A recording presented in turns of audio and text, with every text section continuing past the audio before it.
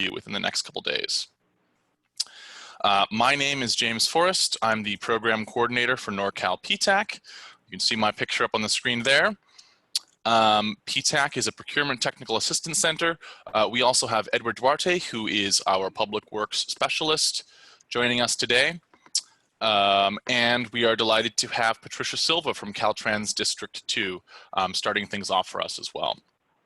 So this is the third part in a four-part series on this topic, Public Works series. And we're really lucky to have Ed's extensive expertise. So we encourage you to register for the next one as well, which will be happening tomorrow. And if you haven't caught any of the past two ones, you can find them on our website under past webinars. So before we hand things over to our presenters, I just want to give us a little bit of a lowdown on PTAC. We are a nonprofit program set up to help small businesses achieve success in the government marketplace. We're funded primarily by the Defense Logistics Agency, that's the DLA, and we get extra grant funding from state and local sources. We provide all of our costs, all of our assistance to clients at no cost, so completely free. We're hosted by the Humboldt State University Sponsored Programs Foundation, which is located up in Arcata, where the red star is on that map. And last year, Norcal PTAC actually helped our clients win more than $268 million in government contracts. So you've come to the right place to get some technical assistance. Each PTAC, and there are many PTACs across the country, I think there's about 94 of them, we all provide three core services. The first of which, of course, is one-on-one counseling. So procurement specialists like Ed, for instance, can help you with just about any government contracting topic you can think of.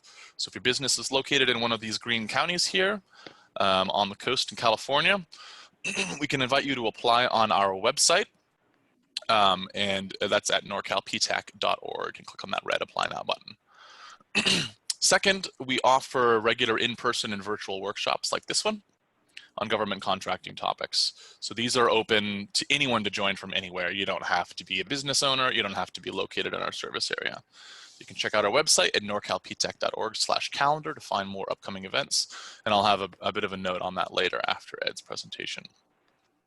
And just real quickly, the third thing that we offer is this really helpful tool called bid matching.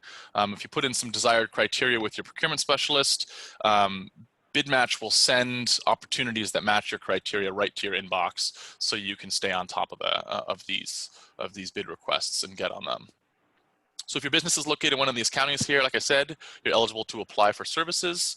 All of our counseling is provided by phone, remotely at this point, video conferencing and email, so you don't have to leave your office at all. We will have some office hours in the Bay Area once COVID-19 allows us to resume normal functioning. So check back in about that. To apply for our services, you can visit norcalptac.org, click on the Apply Now button on the page banner, and follow steps 1 through 7. If you've worked with the SBDC, which is a Small Business Development Center, go ahead and give me a call directly or an email. info@norcalptac.org is at the bottom of the screen there. So if you're not in one of these service areas, you probably are in a service area of a different PTAC. So you can type in find a PTAC in your web browser. That tends to come up with a website called AppTAC, which will help you find your local PTAC. So that's about it. I just want to go over noise, our muting and question and answer section. We are all muted except for the panelists for this webinar, but if you have any questions during the presentation, please enter them into the Q&A window, not the chat window. So just as a note here, I'm going to mention this again, but we won't be monitoring the chat for questions. So you can also select the raise hand button. I believe that there's one for you guys, and we can call on you to unmute yourself once we reach the Q&A sections, but we won't be doing that beforehand in the middle of the presentation. All right, so one more reminder that the slides and the video recording will be sent to participants and posted to our website probably by the end of the day today. With that, I'm going to hand things over to Tricia Silva here, who's with Caltrans District 2. Thanks, Tricia. Thank you, James. Hello, everyone. My name is Patricia Silva, and I'm the Small Business Liaison for Caltrans District 2. We're located in Redding, Northern California. Our district serves 7 counties: Shasta, Siskiyou, Modoc, Trinity, Lassen, Tehama, and Pelumas. Caltrans is made up of 12 districts, all from District 1 in Eureka, Northern California, down to Districts 11 and 12, located in San Diego and Irvine, Southern California. Every district has a small business liaison, such as myself, and our job is to help, assist, and educate businesses how to find procurement and contracting opportunities with Caltrans. As you can see, this slide provides lots of resource links for you to view later, as this webinar is being recorded for you. The next slide also provides some PDF resources for you. So the SB1 at Work flyer is a great resource there for you. I think we're going to open it in a moment. So this flyer is where you can view the SB1 website, where you can check out contractors' resources, where you can get to know your Caltrans district small business liaisons, where you can get certified if you're eligible, and check out our Caltrans event calendar. And the next PDF there for you is our electronic bidding information PDF. This has all the information that you need to know about electronic bidding with Caltrans. So that PDF is a great resource as well for you.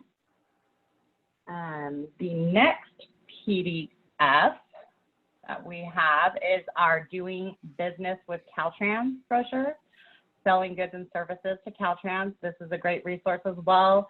Talks about our CalCard program, some additional resources, talks about some of the major commodities and supplies that Caltrans purchases, some of the service contracts that we procure, some information for subs on how to let the prime contractors know who you are, talks about our competitive bid solicitation bid openings, and also gives a district map and all of the contacts for our 12 districts.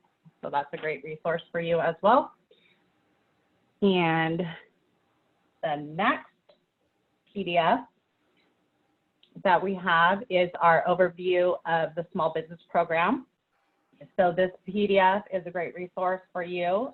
Talks about our DB certification, if you're certified, what to do, now what, our other state certifications, such as our small business certification, our disabled veteran business enterprise certification, just the incentives of having those certifications, and just an overview of the Office of Civil Rights and all the supportive services that are available for you. So the next PDF we have is another great resource of resource links.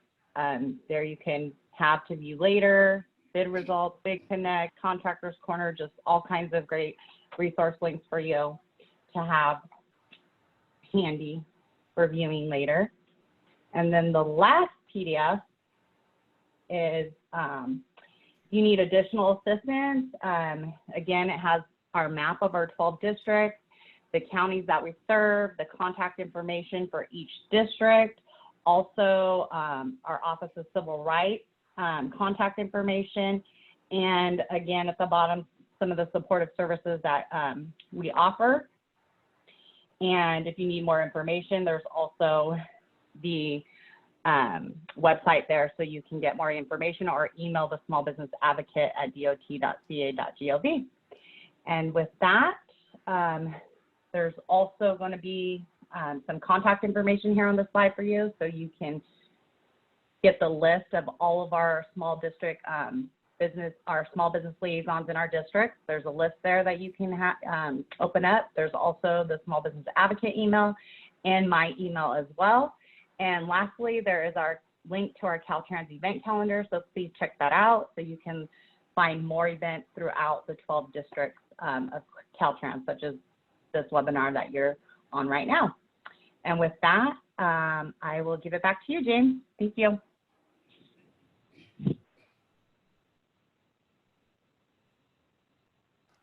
All right, thank you so much, Tricia.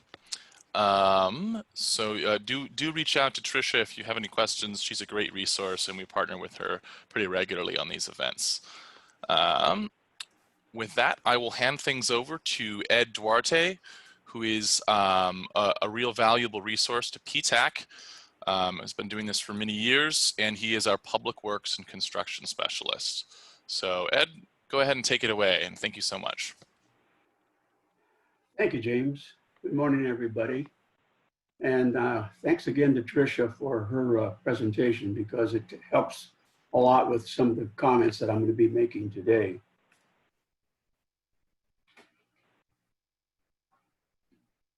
Trying not to jump around here. As James told you, this is the third in a four-part series. I did sessions 1 and 2 last week. And in those sessions, I covered an overview of how the process works for public works bidding. It isn't just limited to Caltrans. The public works contracting sector is, as I said last week, the bad news is it can be complicated. The good news, it's consistent. It's very much the same, no matter what kind of a district, agency, municipality, county, water district, Caltrans. The bid process is virtually the same. That being the case, the industry has developed a protocol / methodology of how we bid it. So, and as for those of you who were with me last week, my 50+ years of doing this were always as a prime contractor. So that's why I think I'm qualified to tell you how the process works and what the relationship between the subs and the generals, how that works. This is not book learning. This is not out of college. This is not out of a policy manual. This is the way we do it. So my comments today are going to be, it's called, we labeled the workshop best practices. And I'm going to go into a lot of the things we covered last week, but I'm going to go in deeper, drill down, and tell you why we do it that way, as well as some key points to consider and things that you need to remember. I'll be talking about all these items: requirements, general conditions, bonding and insurance, the job walk, union, non-union issues, and the outreach from you to me and me to you. So that's what we're going to be talking about. Bonding and insurance. I've been doing these workshops for almost 25 years, and I always hear the same comment and the same complaint. Well, the insurance requirements are too much. I can't get bonding. Well, at the risk of sounding non-sympathetic, we general contractors don't put these rules in place.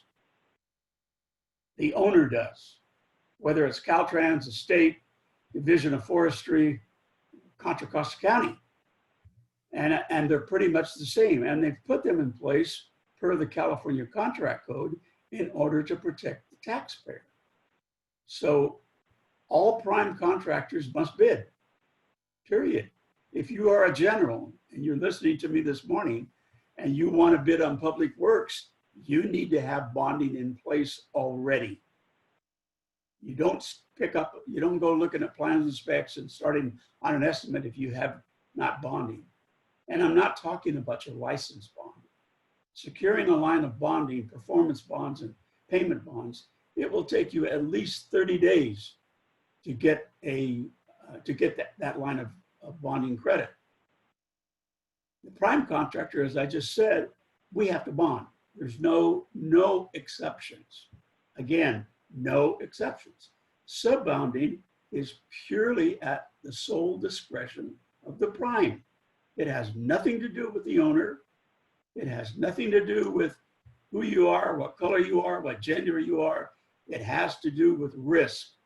In fact, most general contractors, surety companies will tell them, if you're going to bid this job, then I want every subcontractor who's going to get a contract for over X amount.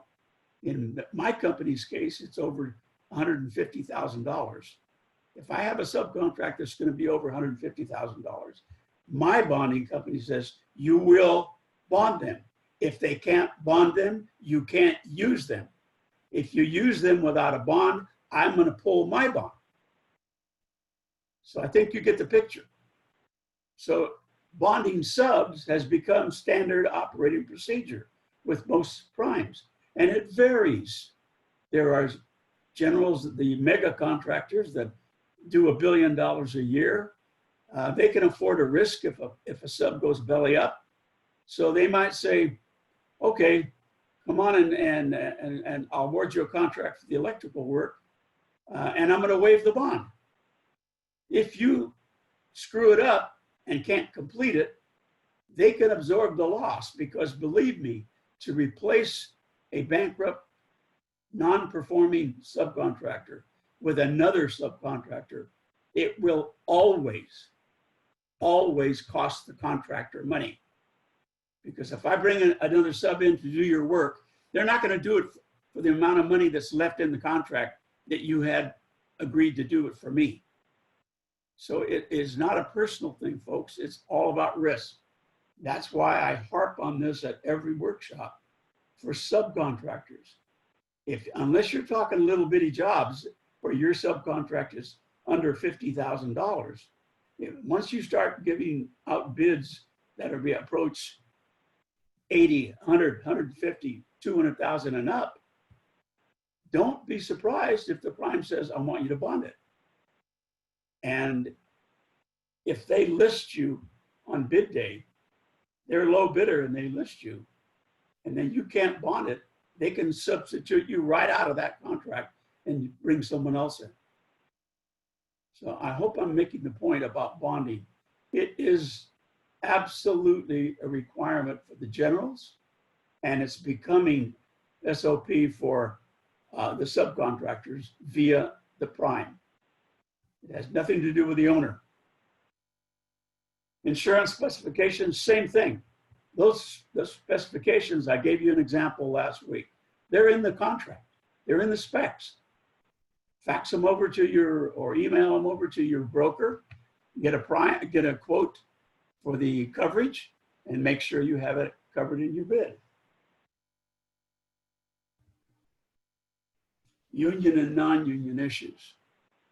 Well, in California, we have about 30% of the contractors out there in the market are union.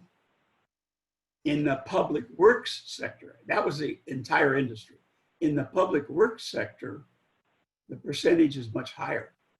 And in the highway, bridge, and roadway contractors, it's hitting 95%. That's just the way things have evolved. So if you're going to bid a Caltrans job and you're thinking about bidding to Granite Construction, De Silva Gates, Bay Cities Grading and Paving, Tykert Construction out of Sacramento, all of those generals, they're all signatory. And most of them have what they call master agreements that require them by contract, by union contract between the prime and the trade unions. It'll have a clause in there that says, thou shalt not use any non-union subs. So they'll tell you right on those invitations to bid, as I showed you last week, it'll say, there'll be a paragraph, any subcontractor being awarded a contract on this project will be required to become signatory. So what does that mean? Well, it means you have a business decision to make. If you have a lot of private sector work in place and you're taking on a public job and you're an open shop sub and you're bidding to a union general, unless you are willing to become signatory and you realize this when you're looking at the invitation to bid. If you don't want to go union, then you don't have any business putting in a bid on it. Why do you want to waste your time on a project that you're not going to get? As small business owners, I emphasize this over and over again. Your time is so valuable. You don't have time to waste it on contracts, on estimates that are not going to bear any fruit. So it's a business decision. Check on the invitation to bid from the prime. And if that prime is union and they're requiring that you become union if they award you a contract, then you're either going to agree to that and proceed with your estimate, or you're not. You can move on to another job. Now, going back to the generals, we have a new legal agreement that's surfaced about 10 years ago in the public sector, and it's called project labor agreements. They have all kinds of names to disguise that, such as a community workforce agreement. They're all project labor agreements, and the trade unions have negotiated directly with the owner, and they put in their own agreement that supersedes the union agreements that any prime might have. And the crux of the matter, the problem is, it's a discriminatory agreement, but it went all the way to the Supreme Court and was ruled not discriminatory, which is a bunch of baloney. It simply says, if you are the low bidder and we are going to award this contract to you, per the contract specifications, PLA, you will become signatory. So I'm asking you, how is that not discriminatory?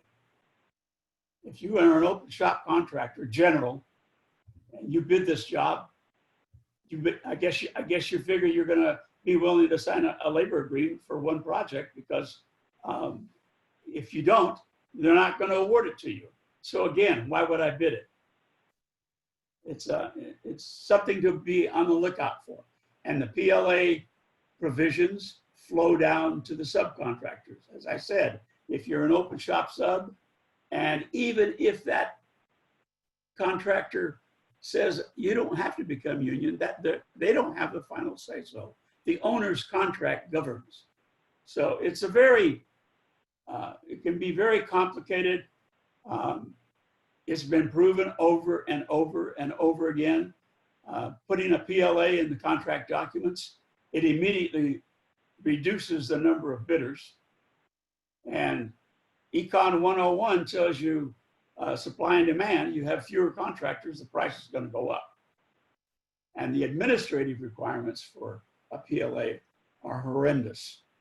So be on the lookout. And they aren't, they aren't typical with Caltrans, thank goodness, but they are typical for all over the Bay Area for the B license, general building contractor buildings for libraries and schools, and virtually the Port of Oakland, the City of Oakland, half the school districts, Contra Costa County, Alameda County Public Works, they all have PLAs in place.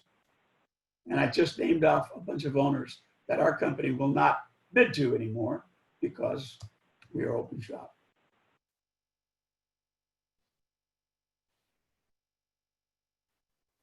Contact with primes. You hear it all the time, the meet and greet sessions. The primes are, there's going to be 5 or 10, 12 general contractors in the room. They're going to set up a little table, and they'll have an estimator there or a small subcontractor representative there, and they invite you to come in. That's great.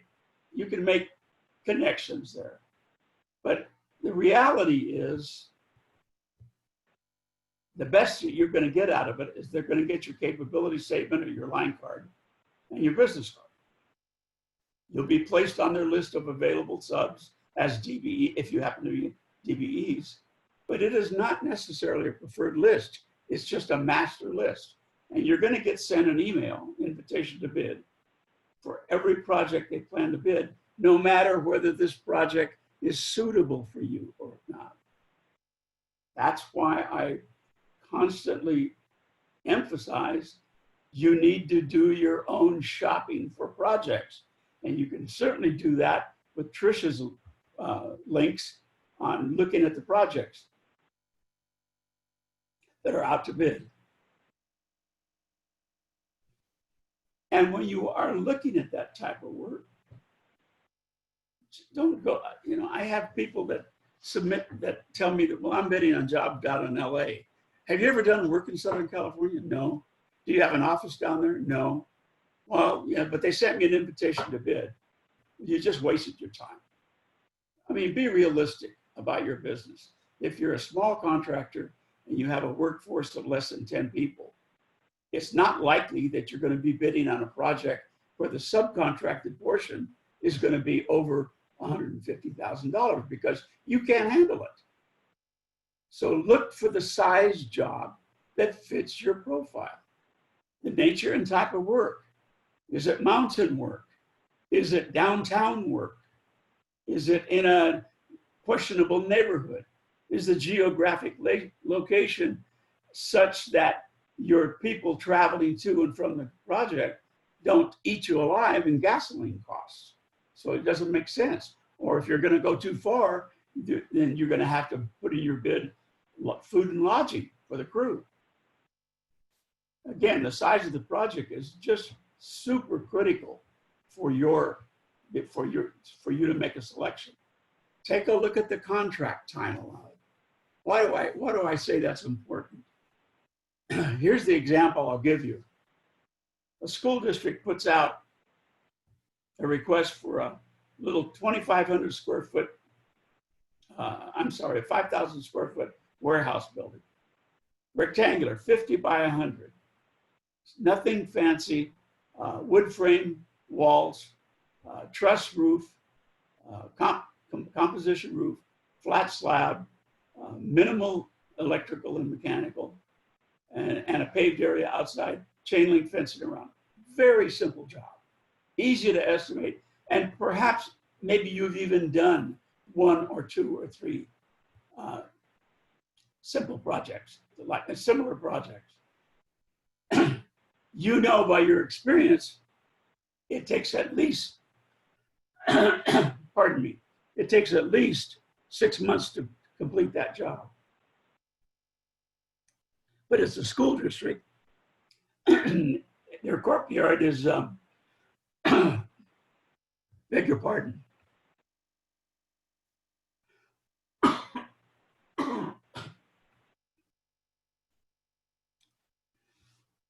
The school district can't even put it out to bid until June 1st, and they want it operational by August 25th.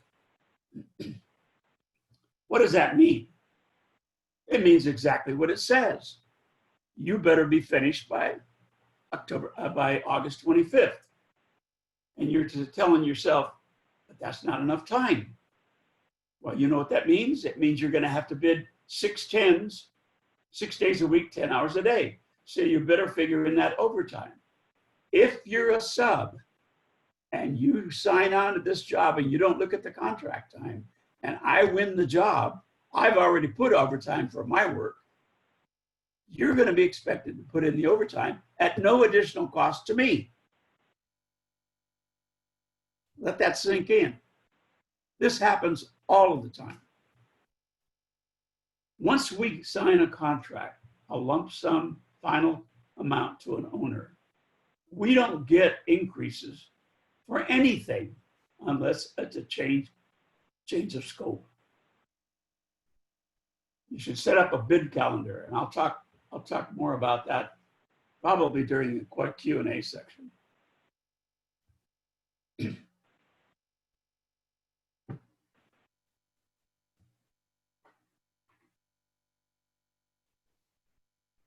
I set up the spreadsheet last week, and you saw the line items.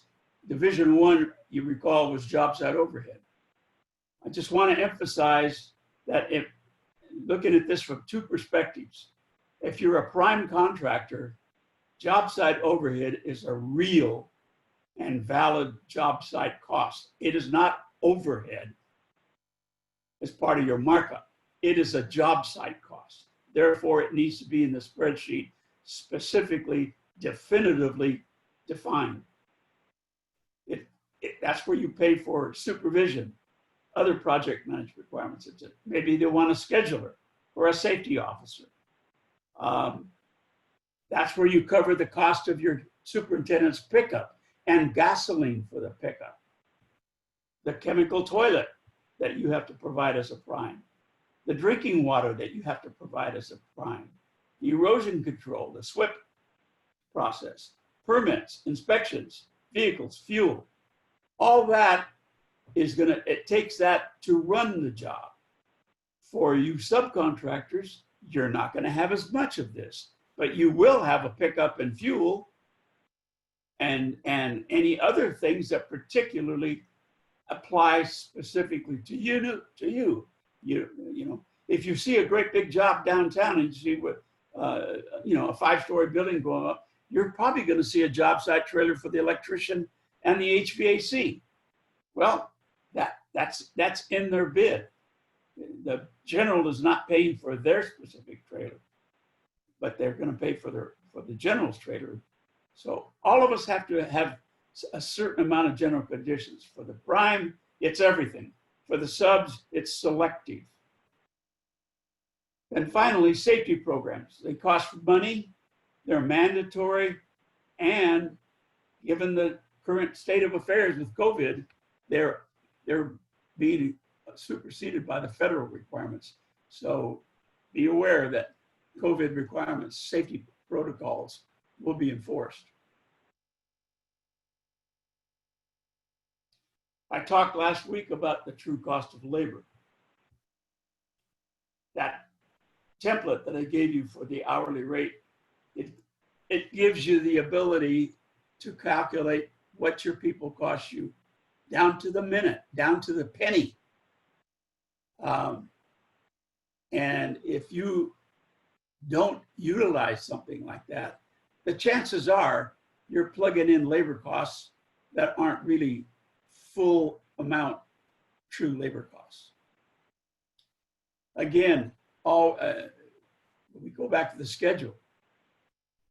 Always consider the proposed schedule of the contract, because if it's a multi-year contract, say it's a 18 months or 24-month project, and you are towards the end of the project, let's say you're a flooring contractor, you're about the last person to go in. Your work, that contract is not going to take place for 2 years because it's a $25 million 6-story office building. Well, whatever the pay scale is at the time you go to work is what you're going to pay. All right. So you should be looking at the amount of days and just do a rough schedule in your head. What am I going to do? If I'm first in, fine. Then my current pay rates apply. But if I'm one of the final subcontractors in, there's a possibility that my pay, my people's pay at that point in time is going to be higher than what it is right now. One of the things that you need to remember, because of organized labor's influence with the DIR, we get our prevailing wage rate definitions from the DIR website. Well, that website is nothing more than a rubber stamp of the most current union contracts. So it will have automatic pay raises built in. And they're done by virtue of, I say, 12 months. So every 12 months, the carpenters will get a raise for a 2-year contract or a 3-year contract. Same thing with the laborers and the operating engineers, plumbers, electricians, etc. So you need to be aware of that. Those raises they will come into effect, and they're going to affect you depending on where you go to work. Another thing that happens in public works is that if you're under a PLA and you become signatory, you're going to find out real quick that the unions have a thing called show-up time. So you have at least a minimum of two hours pay, and it's been growing up to 4 hours pay just for showing up. So if you have a rainy day that happens on the project, and you're not up at 4 o'clock in the morning to call all your people and say, hey, we're not working. If they drive to the job site, everybody gets 2 hours pay for no work. These are the types of comments. These are the types of points that'll just chip away at your markup. And eventually you'll wind up with a no profit or loss type of project. And that's what you want to avoid. Again, this doesn't come out of a book per se. This is what successful contractors have learned to anticipate and allow for over the years in business. This is why it's so difficult for new emerging contractors or first-time public works contractors, prime and sub alike. They get hit, they get beat up because they don't realize there's all these things. Remember, folks, a common laborer, construction labor category 2, which is the classic laborer, they cost, in Northern California, they cost you $66 per hour. That's payroll, taxes, and benefits. No profit, no overhead, no pickup, no tools, nothing, just bare cost. And you will be paying all of that cost.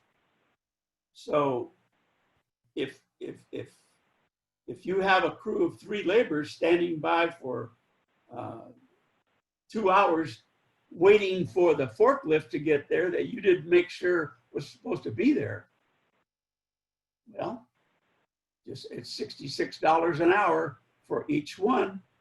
So 66 times 3 is $198 an hour that you're just watching it go down the drain. It doesn't take long to turn a good job into a bad job.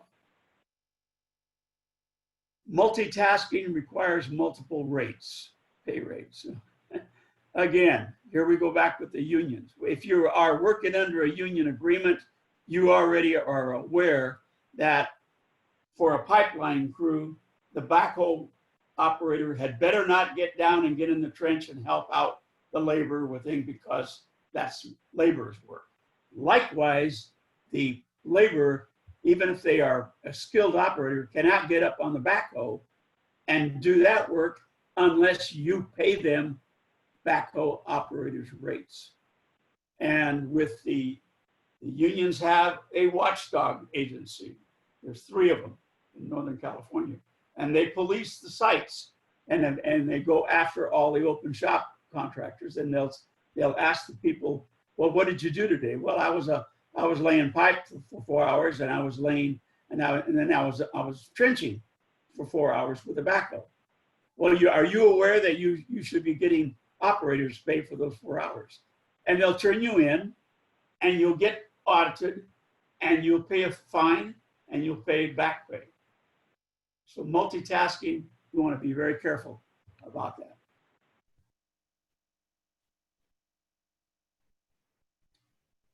Material costs. One would think that would be pretty simple. Well, what's the big deal? I'm ordering the roof material, and I've got a quote from the supplier. Well, there's a little more to it than that. First of all, the specifications cover everything. The architect engineer have detailed what they want used or installed in the project. Tomorrow, I'll be talking about submittals. So another pitfall for contractors, prime and sub alike, is that on bid day, I get a quote from XYZ pump company, and they're saying, here's our quote to furnish all 3 pumps for this pumping station. And we're bidding per plans and specs. unfortunately, there are dishonest people out there, or they fail to do their homework. We were doing a project in Sacramento where the $500,000 item was approved, was supposedly approved for use in the project. So we took their price, we used it, and when we got the submittals and sent it to the engineer said, no, this is not acceptable. I did not approve it. Huge dispute came over that. So you can't, as a contractor, prime or sub alike, you cannot govern what suppliers are going to tell you. All you can do is, during the 2 weeks that you're putting your bid together, get on the phone with them and say, now you have read the specifications. Did you notice this such and such requirement? Did you notice this? Did you notice that? And if they're satisfied that their product will meet specifications, then fine. But that's something you always want to check for. The second item. We get quotes from the suppliers, and because in some states it's not required, and other states the contractor has a resale number, so they always say our price does not include sales tax and freight. So if I'm buying that item, I add sales tax and the cost of freight, and I put that on their piece of paper, and that revised total number is what I enter on my spreadsheet. Likewise, that's what I expect from you. Do not give me a sub bid that excludes sales tax or freight, because we're not going to pay it. You are going to pay it. In California, unless you have a resale number, your supplier will pay that tax, and you need to add it to the price of that item. And in Northern California, well, virtually throughout the state, that sales tax is approaching 10%. So it doesn't take a genius to figure out the math that if you're buying a $300,000 piece of equipment and you're going to supply it to my job and you're going to install it, if you didn't include tax, you're going to take a $30,000 hit.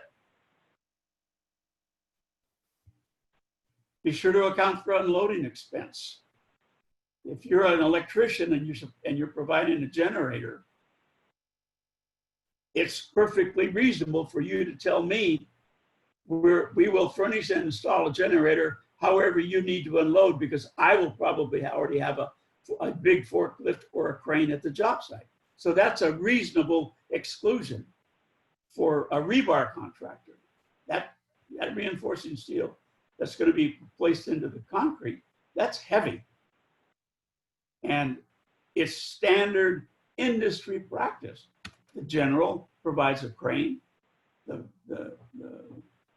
truck pulls up to the job site, they rig it up and they unload that rebar, and then they put it hopefully into the form or right next to the form. After that, it's up to the subcontractors, rod busters, to pick it up and muscle it into the concrete forms for installation.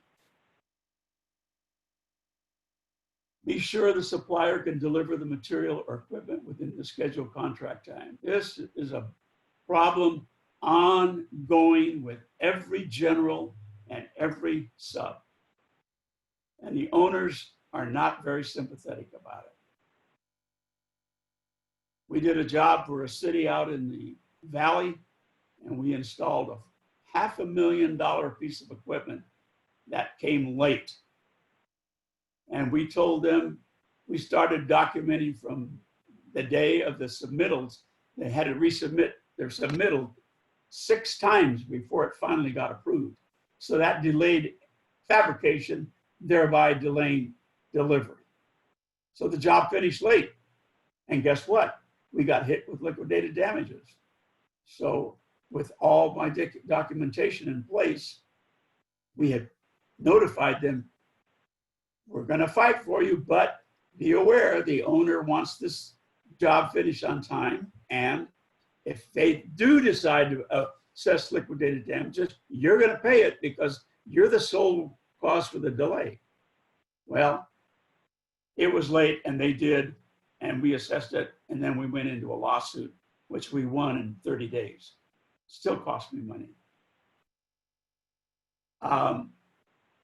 One of the things that any prime will tell you, and a lot of owners aren't aware of this, but manufacturers rep, especially for like equipment, for HVAC generators, pumps, the engineer is supposed to contact them and say, can you build this thing? Can you furnish this?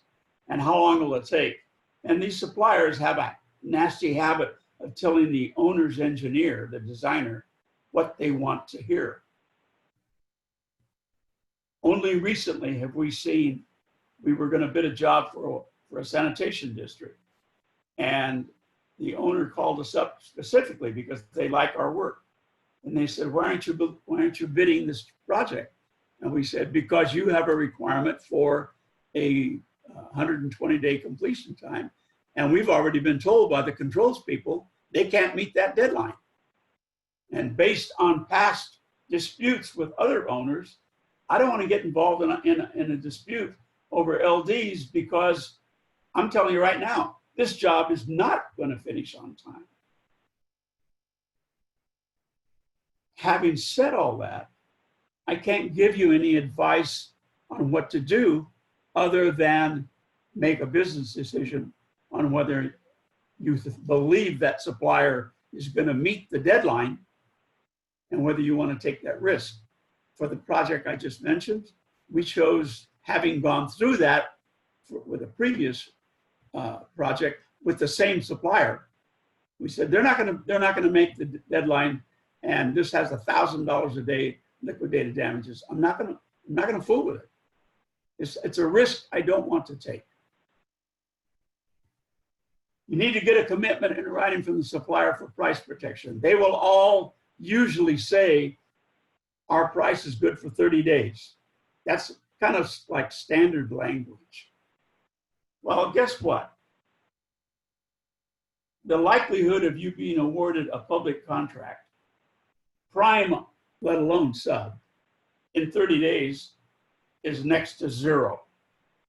It takes at least 2 weeks for the project manager or construction manager to review the contract, review the bid proposal, do their due diligence on you, and then write a recommendation letter to the owner saying, yeah, the low bid looks fine, you can award. Oh, but you know what? The next council meeting is not for 2 more weeks. So it takes 30 days to 6 to 8 weeks before a contract is ever issued. After the 30 days up on that supplier, from the date they gave you the bid for the equipment, they're not obligated to hold that price. So you're at risk.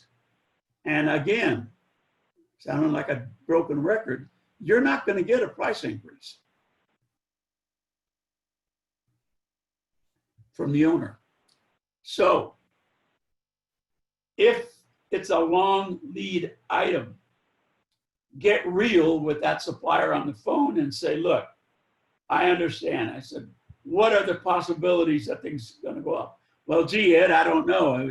We're looking at labor cost increases and blah, blah, blah. So I said, well, if it goes up, what's your best guess? Well, if I were you, I'd use 2 or 3%, 4%. Well, that's what I'm going to put in. That's prudent risk assessment. Again, the time it takes to get an award is always more than the 30 days standard language. And yes, a lot of the suppliers will hold their price. One of the things I'll talk about tomorrow is a purchase agreement. As soon as you get a letter saying you've been awarded the contract, the first thing we send out are purchase agreements to the suppliers so that my price is protected. Get familiar with payment terms from suppliers. This is a real big deal for prime contractors and for larger subcontractors because switchgear, HVAC units, pumps, generators, they're all big ticket items. And this manufacturer is back east. They could care less as to who you are, and all they care about is your payment history. If you don't have good credit terms with them and you can pay on a progress payment method, it's more often than not common practice. You will pay 50% down and 100% before we even ship it out. Well, you talk about risk. So you're going to have to do some thinking. If you don't have a line of credit, how are you going to put up a $30,000 deposit? I'm not going to give it to you. As a medium-sized contractor, I can't do it. Maybe the big boys will do it, but not very often. And the owner, you can ask them. You can ask the prime to tell the owner, look, this is $600,000 worth of electrical equipment. We need some help here. Strictly at their discretion. That's another reason why I say, please don't get into public works until you're ready, especially with finances. You need to have some operating capital. So payment terms on big ticket equipment items, material items, you're not getting the money deposits from the owner like you do in the private sector. It isn't going to happen. And always use a purchase agreement in lieu of a standard purchase order.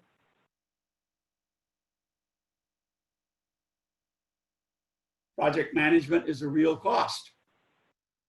I talk about it in Jobsite Overhead.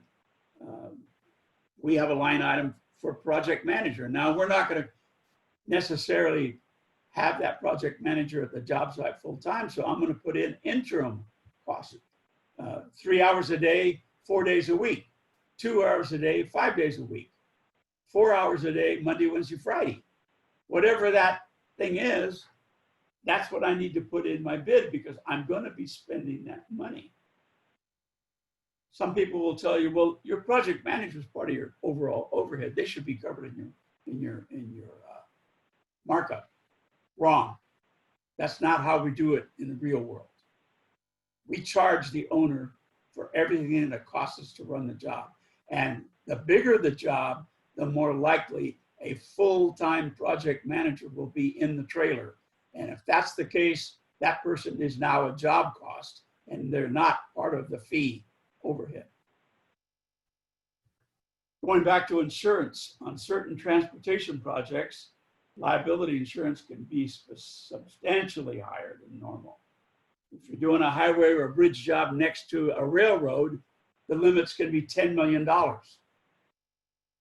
Well, none of us carry $10 million as our standard liability policy, so we need to get a rider, supplemental insurance. And your broker will quote that, the cost of the rider that has a lifespan of the contract.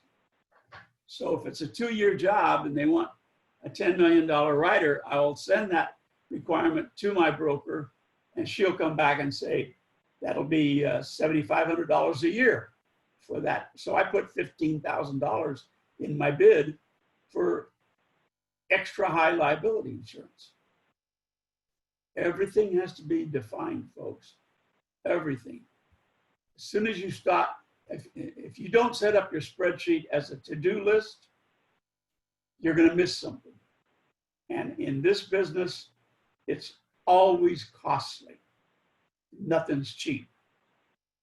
The certified payrolls must be filed weekly.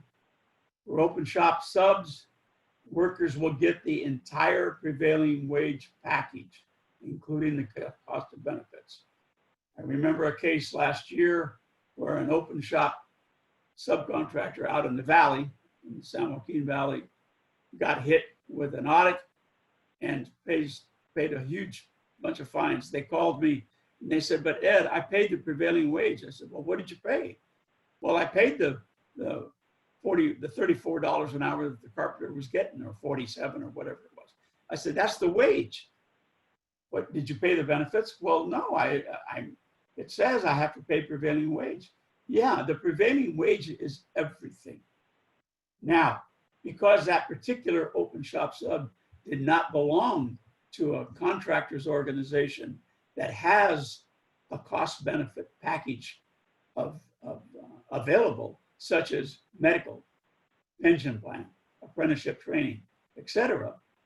All those categories from the DIR website, they all apply as cash value. So that carpenter who would normally get, let's just say $35 an hour on their paycheck, well, they're going to get the $15 an hour that is the cash value of the benefits. So that contractor should have been making out paychecks to the tune of $50 an hour. Big problem. So if you're open shop and you're out in the valley working and you are having to pay prevailing wage on a public works project and you don't have a benefit plan, you have to pay the entire package. And that plays hell with your people, because once they get that $50 an hour, they start thinking they're really worth $50 an hour. Being a little sarcastic there.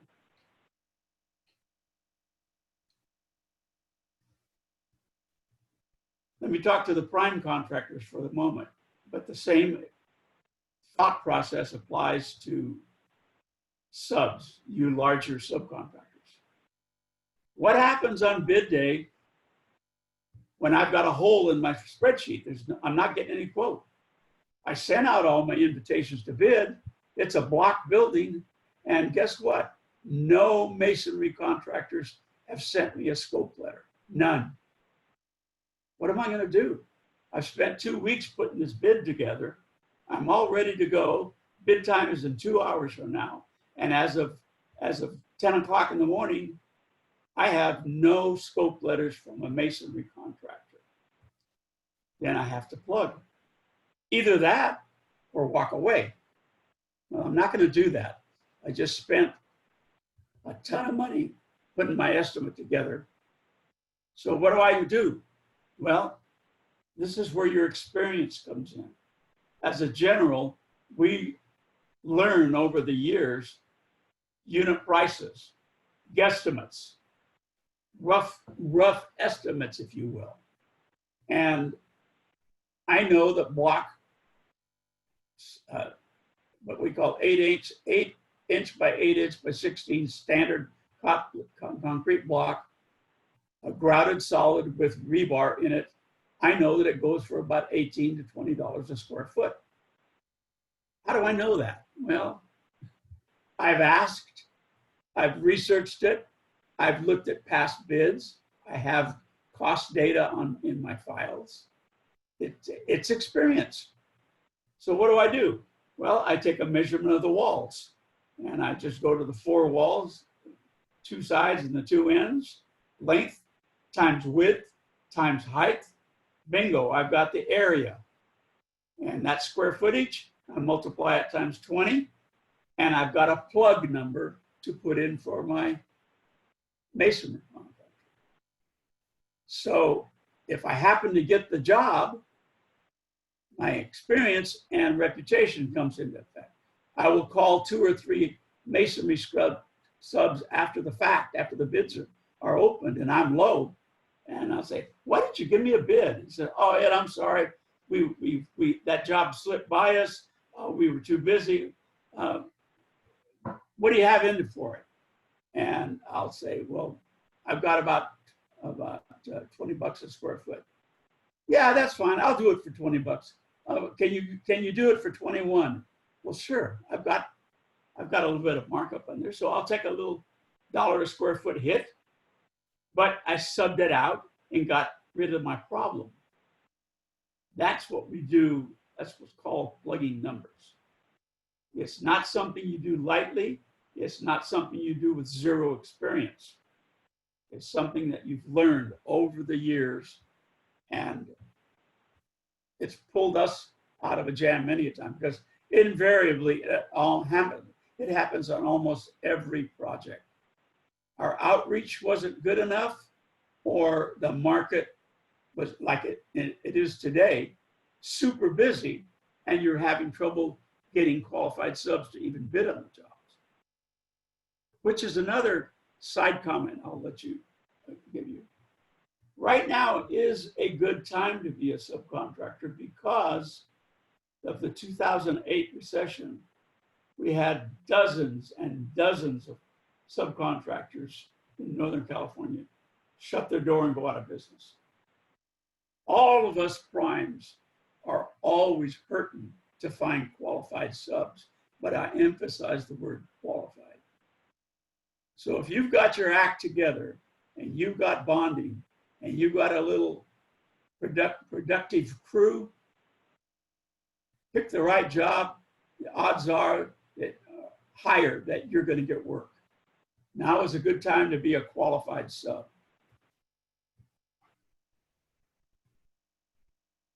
So, as a recap, start your estimate early. If you're a sub, contact the bidding primes via the scope letter. You send the unpriced scope letter 2 or 3 days ahead and say, Ed, I'm bidding on this job. I'm going to be bidding on the electrical work. I'm going to be bidding on the glass and glazing. I'm going to be bidding on the earthwork. And I've got this covered. I understand. I've looked at all 3 addendums. I know it's prevailing wage. I think I can fit with the schedule. I don't have any problems. Here's my standard exclusions. You've got to unload my heavy equipment, blah, blah, blah. Okay? Once you give me a coherent, professional, logical scope letter, you're guaranteed of getting an evaluation on your price. And if you're a DVE and you're anywhere close to being low sub on that particular scope of work, I will probably use you because this particular contract has DVE participation goals, and I want to look good to the owner.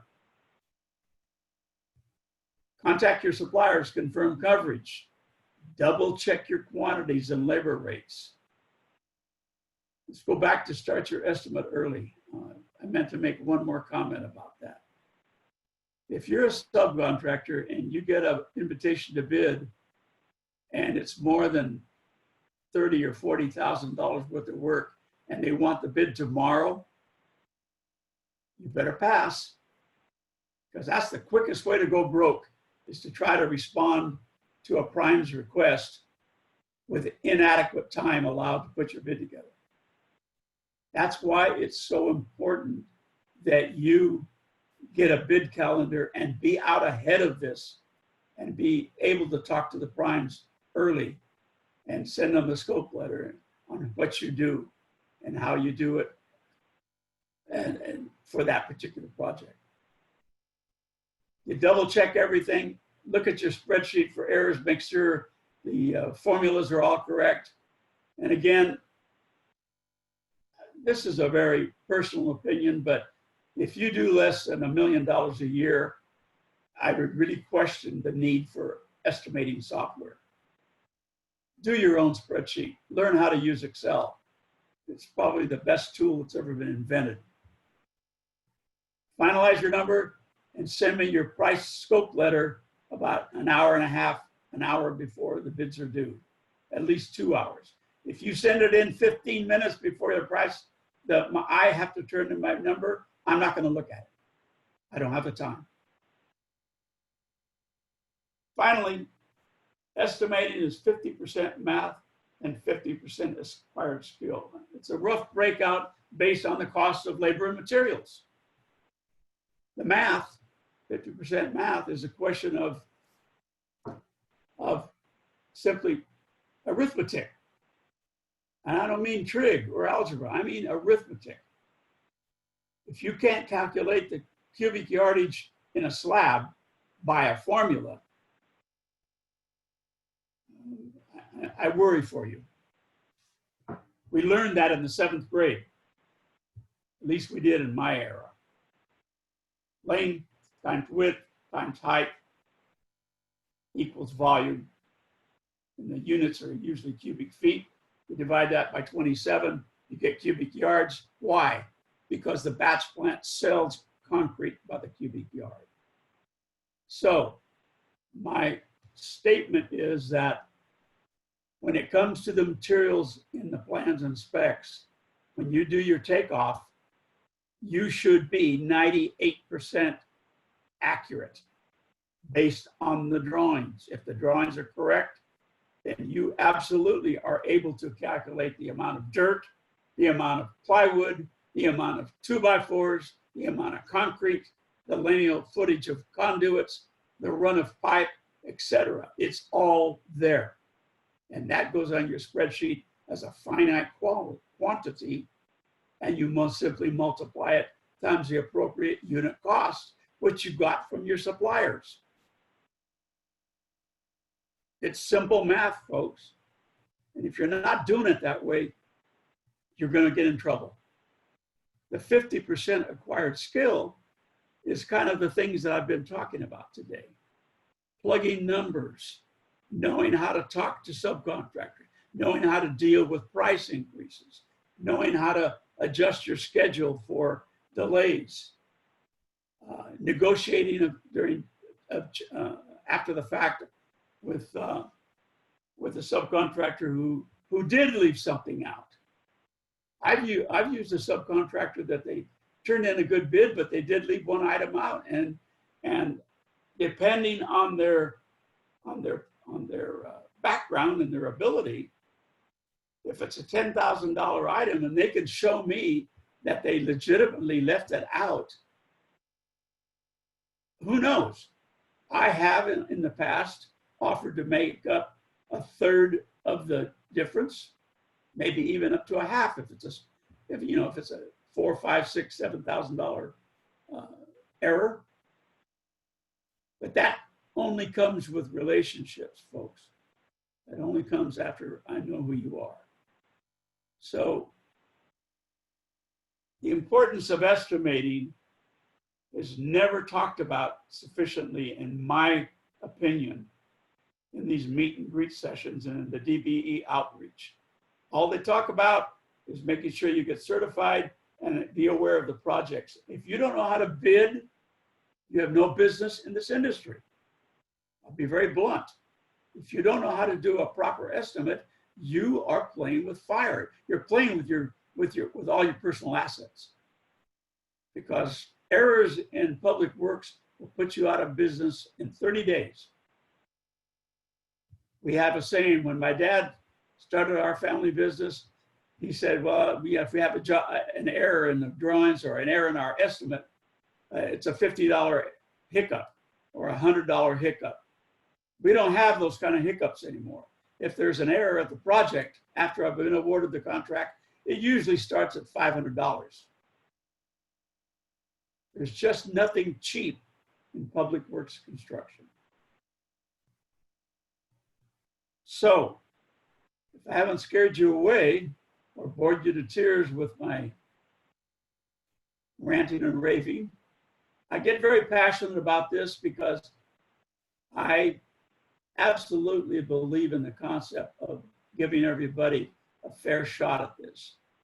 What I do not believe is telling people you should be bidding on this project when I know that you are absolutely not qualified to be bidding on it and raising your hopes. That's why preparation is a heck of a lot more than going out and getting your license.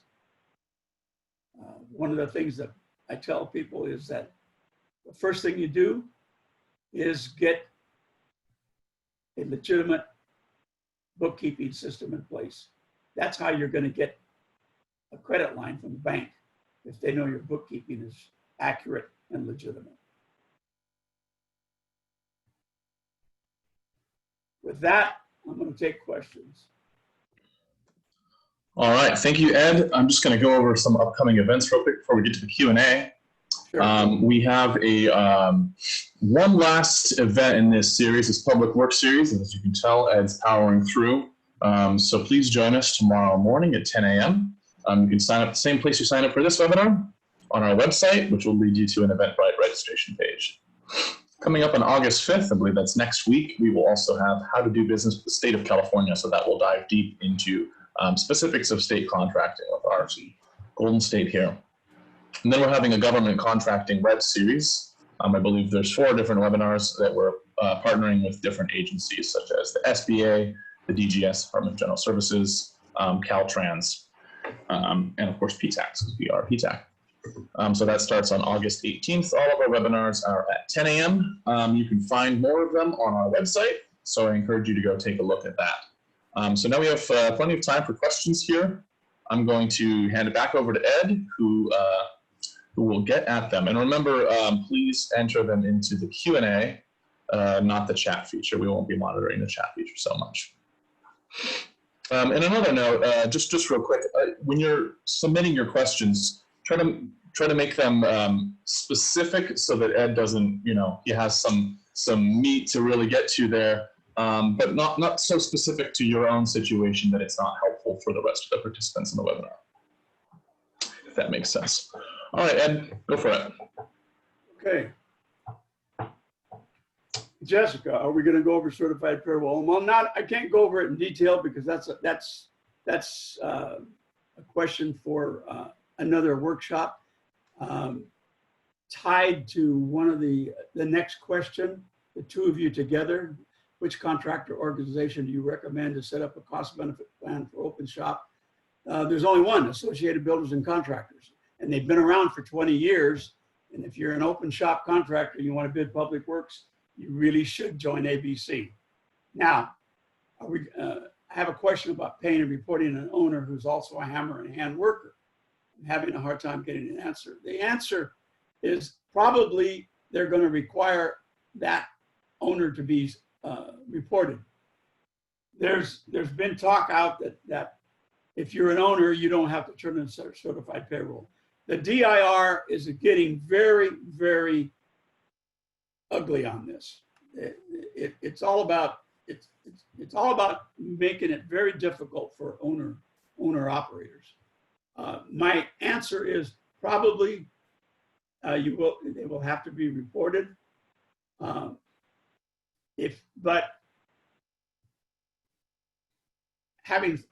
Let me back up here. If your question is, are you paying a reporting owner who is a hammer and hand? If they're a subcontractor, no, you just pay the subcontractor. Whether they report is a different question. But if they are the sub and they happen to be, they do the work themselves, you pay them a lump sum, and the DIR will determine if they have to report themselves. Having said that, ABC, I think it's next week, is doing a workshop on certified payroll. All right, let's go down to how do you qualify subs, especially if you're getting numbers on bid day from sub you don't know. Big problem. Big problem. That's where the meet and greet session could be a benefit. On bid day, I don't have time to evaluate. All I have time to look at is your scope letter. So if I don't know you and you tell me on the scope letter that you're bondable, you just passed. If it says you're not bondable and I have time, if I got the scope letter 2 days ahead of time, I may call you and try to find out something about you. Pre-qualification, we have a pre-qualification form that we use in our company, and we send it out to anybody who contacts us so that we can get a little more information on them. But on bid day, it's a gamble, and you're right. It is. I don't know, and as a prime, I would be making a business decision on that as to whether I'm going to use that number or not. You said that you'll talk about a bid calendar. Well, a bid calendar simply lists pending projects, the date they are to be bid, the date of the pre-bid conference, what estimator is being assigned to it, and then a check off, are plans and specs available? Have we received plans and specs? Have we notified our bonding company to get the bid bond ready? I don't have handouts today, but I will give this to James later today, and it's a very simple Excel spreadsheet, again, of a bid calendar type, and it works for us for the last 35 years, so hopefully it works for you. I'll make that available. Is there another plan besides the contractor's plan where you can send your fringe benefits and offer health and retirement plans? I don't know what you're talking about when you say the contractor's plan. Again, ABC has a fringe benefit package categories for all of them: health and welfare, apprenticeship, pension. That's what all our people, they get, but they all have 401ks.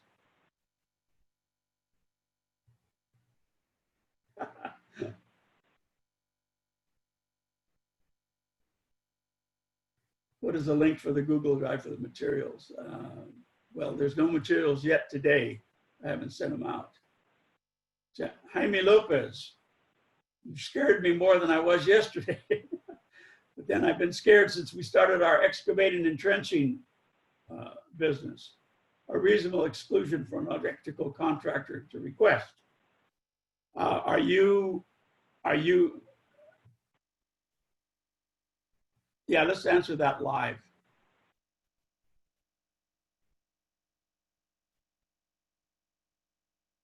Are you a trenching contractor or are you an electrical contractor?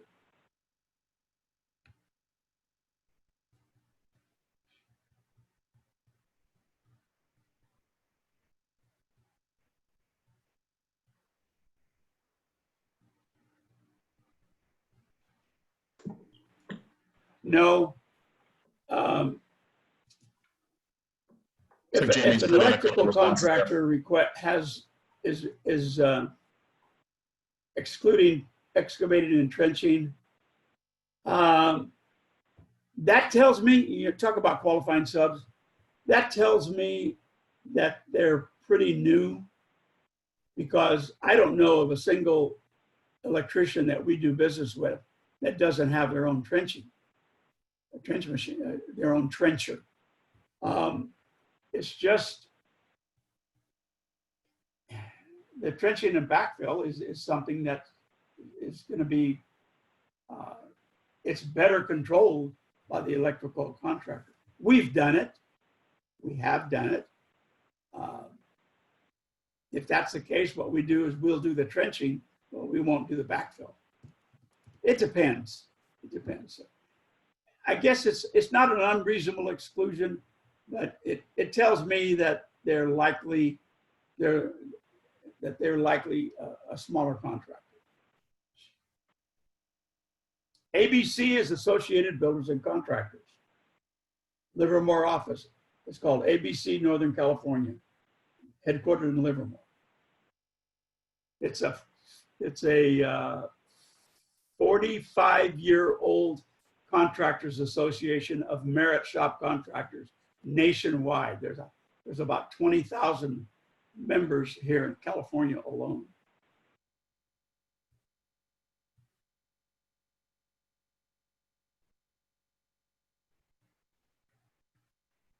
I see, don't see any more questions. Looks like we got another one that popped up there. Did you already answer the one about contractor organizations recommended cost benefit plan? Yeah. Okay. Associated Builders and Contractors, Livermore. When you managed your company, did you have a lawyer review also? Yes, I did. We sent our subcontract out to attorneys, and I wrote the contracts because that was in the days when we were first starting. I wrote all the contracts and I had guidelines. Nowadays, for you subcontractors, virtually, I shouldn't say virtually, I'll say a majority of the primes who have a website will have a PDF copy of their standard subcontract agreement. So if you go to Granite, Kiewit, Bay Cities, DevCon, every named contractor in Northern California, Typert, everybody else, you will find they all of them have their subcontract on their website. Print it out and read through it, and the likelihood that you're going to change anything in that agreement is slim to none. I don't sign your proposals, you sign my subcontract. Where can I find the bid calendar? This is a custom-made bid calendar, and I will send you the one we use. We developed it ourselves, and most generals have one that looks just like it. We all do it the same way, folks. We all do it the same way. The only people that do estimating software are the big companies. The middle-sized companies on down, 90% of them do an Excel spreadsheet that they developed themselves. And the format is almost identical to the one I use.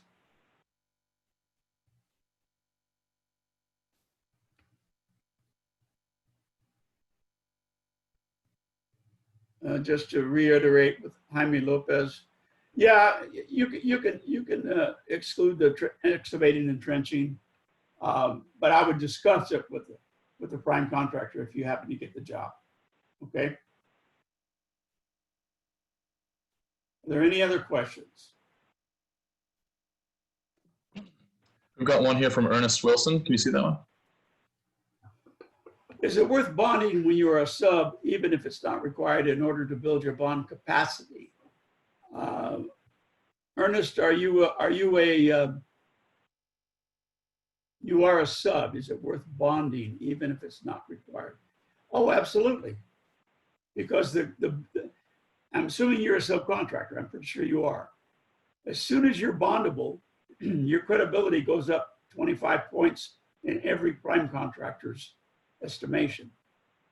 So, and if you are bondable, the likelihood is that you have a decent sized company. Once that company gets big enough to start bidding on larger subcontracts, and you start hitting 150, 200,000, 300,000 for your subcontract alone, yeah, you're going to be asked to be bonding all the time. I'm bondable for 500K now. Great.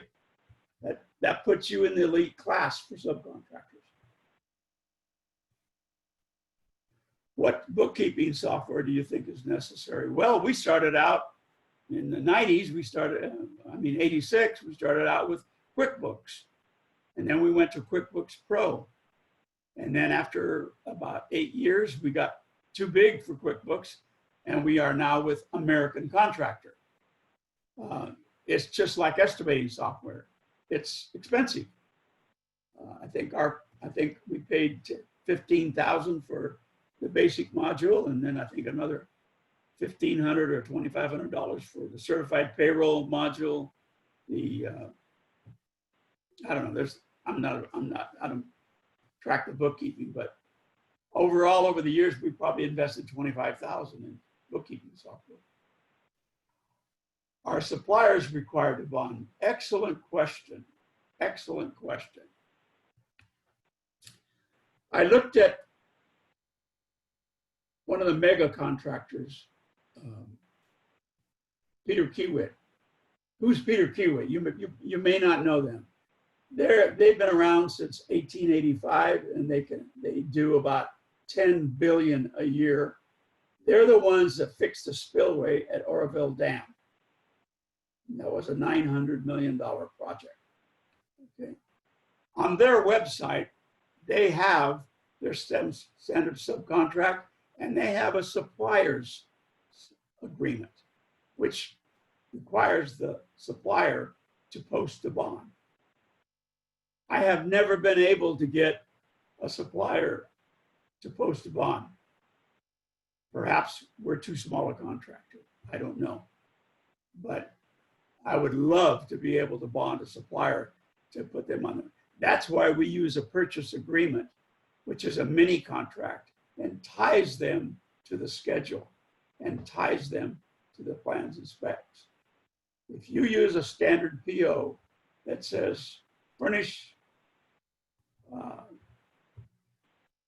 General Electric switchgear for the pumping plant, one price, $20,000, you don't know what you're getting because you haven't tied them to the project. That's why using a purchase agreement is absolutely preferable and good practice to do that instead of a standard purchase order. Good question. What estimating software do you recommend once you get beyond the $1 million? I don't see myself ever doing any work beyond $5 million. Ernest, I still think you could handle everything with an Excel spreadsheet setup, just like the one I showed last week. It'll do everything you ever need. I think what people most lose sight of is some commentary on estimating software. Estimating software will take what our Excel spreadsheet does, and the only thing they do more is they'll have a database of estimated unit costs. Well, they use a national database, and then you have a modifier for wherever you work. That's a good guideline, but supposing your people are way more productive than what the estimating software says, you ought to be able to pour that concrete for X dollars a cubic yard. Or you ought to be able to frame for for X dollars a square foot. You as the owner are the best judge of how much your people can get done in a given amount of time. That's why in an estimate, in the spreadsheet estimate, there is only one item that gets estimated, and that's the labor. That's the only item. You should be able to get firm numbers for subcontractors, firm numbers for suppliers, firm numbers for equipment, firm numbers for your general conditions, because you have money in there to put a superintendent and to pick up full-time for 52 weeks. What you don't have a firm number on, a guaranteed number, is my 5-man framing crew is going to take 6 weeks to frame the building. It should take, based on my past experience, based on my estimator's experience, based on my superintendent's input, it should take us 5 weeks to do the framing. But stuff happens. It could be weather. It could be a breakdown in supply. It could be 2 people on the crew getting sick and not having replacements readily available. A lot of things can happen to affect the labor budget that has 5 people for 5 weeks. That's an estimate. I hope I answered your question. Is there a written or virtual guideline to elaborate on how to go through every step and requirement as a sub or supplier?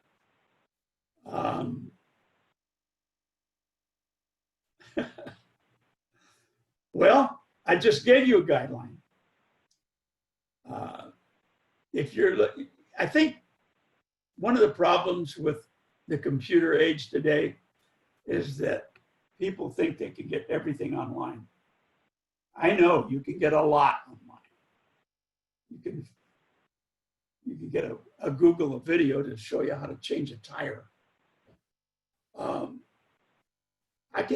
Tomorrow I have what I call steps to success.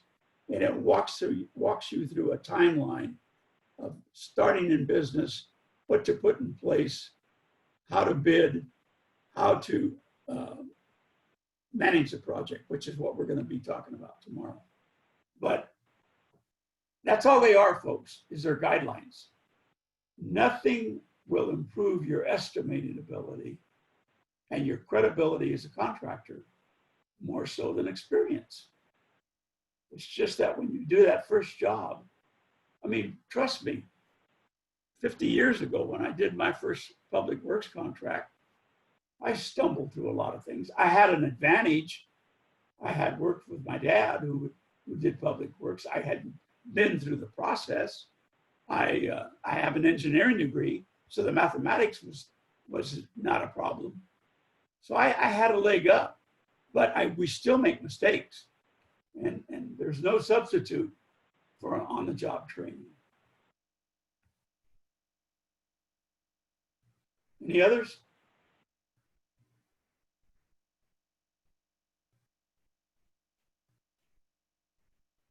What's the most effective way to keep track of employee time? Well, everybody's using tablets now. If you don't have give them a timeline, a timesheet app on their phone, and they type it in, or our superintendent will do it for them. Depends on the size of the crew. The larger the crew, the more likelihood the contractor has put in place a payroll timesheet app for their phones. If you'd asked me that question 3 years ago, I would have said, no way is any of my people going to have a phone on the job site. Well, I lost that battle. Everybody has a phone all the time.